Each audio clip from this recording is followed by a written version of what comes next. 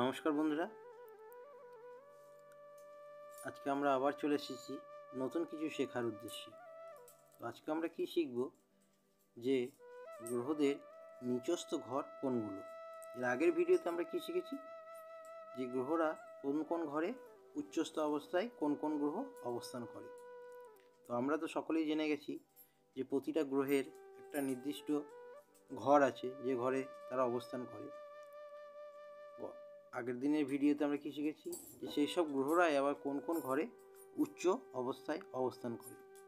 আজকে আমরা কি শিখব যে সেই সব গ্রহগুলোই আবার কোন কোন ঘরে নিচস্থ হয়। চলুন শুরু করা যাক ভিডিওটি। তো প্রথমেই চলে আসি, এই একটা ছক আমি করে রেখেছি উদাহরণস্বরূপ।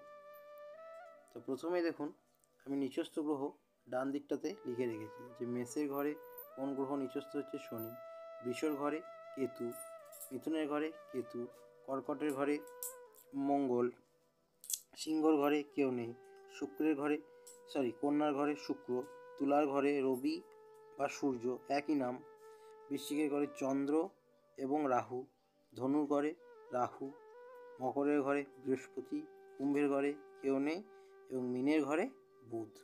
এগুলো তো আপনারা সব বুঝতে পেরেছেন। এবার ছকের মাধ্যমে দেখে নিন, তাহলে আপনাদের বিষয়টা আরও ক্লিয়ার হয়ে যাবে এবং পরিষ্কারভাবে আপনারা বুঝতে পারবেন এবং মনে রাখতেও পারবেন। প্রথমেই দেখুন মেষের অধিপতি গ্রহ মঙ্গল, মঙ্গলের ঘরে কে? শনি নিচস্থ।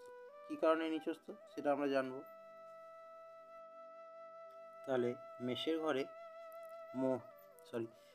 ঘরে শনি এখানে নিচস্থ। আরেকটা জিনিস এবারে খেয়াল করবেন যে শনিদেব যখন এই ঘরে নিচস্থ হচ্ছে তার অপোজিট ঘরে কিন্তু কী ছিল? উচ্চস্থ অবস্থায় অবস্থান করেছিল। আবার রবি যখন এই ঘরটাতে তুলার ঘরে নিচস্থ, তখন আগেরটাতে আমরা কি দেখেছি? রবি কিন্তু মেষের ঘরে উচ্চস্থ অবস্থায় অবস্থান করেছে। তো এই কথাটা সবসময় খেয়াল রাখবে যে এক একটা গ্রহ তার অপোজিট ঘরে কিন্তু উচ্চস্থ হবে এবং তার সেই ঘরটাতে নিচস্থ হয়ে যাবে। কেতু দেখুন এখানে কী হয়েছে? নিচস্থ, অথচ এই ঘরটাতে কী ছিল? উচ্চস্থ। তাহলে এই ঘরে কেতু যখন উচ্চস্থ ছিল তখন এই ঘরে কেতু নিচস্থ। আবার এই ঘরে যখন রাহু এখন উচ্চস্থ ছিল তখন রাহু আবার এই ঘরে নিচস্থ। চন্দ্রের ক্ষেত্রেও সেই একই। প্রতিটা গ্রহই কিন্তু একই রকম, যে ঘরটাতে উচ্চস্থ হবে তার অপোজিট ঘরে নিচস্থ, যে ঘরে নিচস্থ হবে তার অপোজিট ঘরে উচ্চস্থ হবে। বৃহস্পতির ক্ষেত্রেও তাই। দেখুন বৃহস্পতি মকরে নিচস্থ কিন্তু কর্কটে সে উচ্চস্থ ছিল, আগের ভিডিওতে আমরা দেখেছি। এটা খেয়াল করবেন, তাহলে আপনারা মনে রাখতে পারবেন।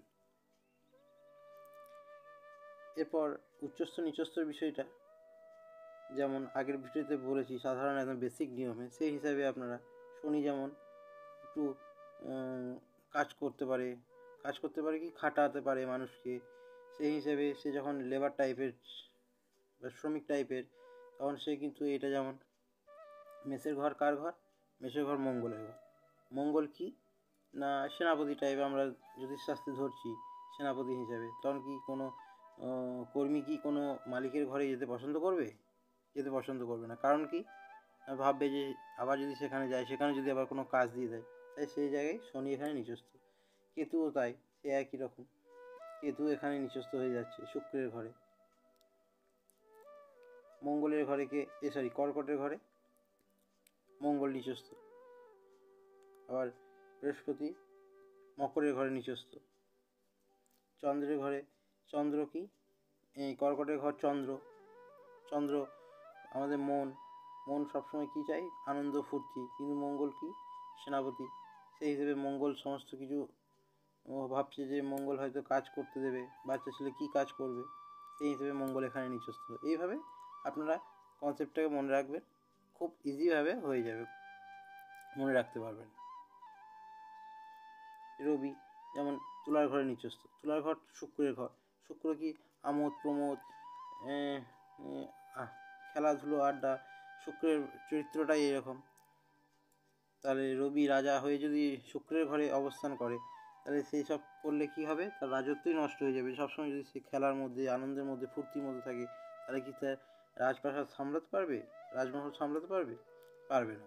সেই জন্য রবি সূর্য শুক্রের ঘরে নিচস্থ। এইভাবেই কনসেপ্টটা আপনারা মনে রাখুন, খুব ইজিভাবে ধরতে পারবেন। আবার শুক্র যেমন বুধের ঘরে নিচস্থ, কী কারণ বুধ হচ্ছে কন্যার ঘরে। কন্যা হচ্ছে বুধের, এটা বুধের ঘর। এবার বুধ কি বাচ্চা ছেলে, একটা গুরুদেব যদি বাচ্চা ছেলের ঘরে আসে তাহলে সে কি সেইভাবে তাকে আপ্যায়ন করতে পারবে না। তাই এই জায়গায় সে নিচস্থ হয়ে যাচ্ছে, গুরুদেব নিচস্থ। তারপরে ধরুন বুধ যেমন মিনের ঘরে নিচস্থ, এখানেও বুধ, এটাও কার ঘর? বৃহস্পতির ঘর। বৃহস্পতির ঘরে বুধ কী করছে? নিচস্থ হচ্ছে। কারণ কি বুধ হচ্ছে, বৃহস্পতি হচ্ছে আপনার দেবতা গ্রহ। এবার গুরুদেব সেহেতু বুধ যখন একটা বাচ্চা ছেলে, গুরুদেবের ঘরে কে সবসময় কি তার ভয় করবে যে গুরুদেব কি বলবে না বলবে, সেই জন্য এই ঘরটা তার নিচস্থ। একদম বেসিক কনসেপ্টটা আপনারা ধরে নেন, তাহলেই আপনারা জিনিসটা বুঝতে পারবেন। আশা করি আমি যতটা পারলাম বোঝানোর চেষ্টা করছি, আপনারা নিশ্চয়ই বুঝতে পারছেন। এইভাবে আপনারা জিনিসটা মনে রাখবেন। আর একটা কথা মনে রাখবেন, যে গ্রহটা যে ঘরে উচ্চস্থ হবে তার অপোজিট ঘরে নিচস্থ হবে, সেটা প্রতিটা গ্রহের ক্ষেত্রেই।